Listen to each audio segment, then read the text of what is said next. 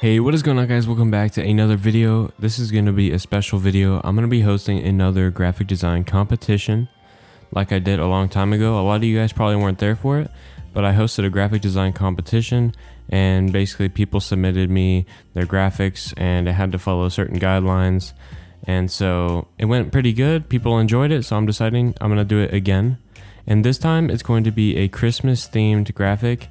And this time I'm not going to really have many guidelines. It's just you're going to submit the best Christmas design. It can be anything when it comes to like manipulation or double exposure, banners, logos, wallpaper. It could be anything. So you can take everything you've learned from my tutorials and put it into a design for the competition.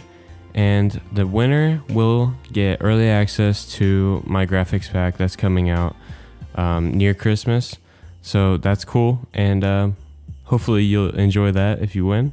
The main rule I have for this is you cannot use templates, or you can't take something from the internet. You have to make it yourself. So you're going to submit a PSD as well as a JPEG or PNG so I can see if it's legit. And you're just going to want to send it to my email, and I'll put it on the screen right now. Once you're finished, you're going to have about a week to do this, and that's when I will make another video announcing the winner. There's going to be 3 top people, but number 1's going to get the graphics pack, and the other 2 are just going to get a shout out.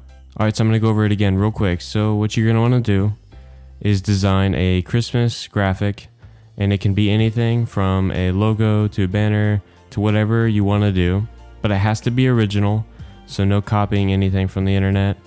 Send it to me as a PSD as well as a picture file like a JPEG or a PNG to my email, and the winner will get early access to my graphics pack. So I hope you guys understand what you're supposed to do, and if you don't, leave a comment down below and I'll try to answer it to the best of my ability. So thank you guys for watching, and I'll see you guys in the next one. Peace.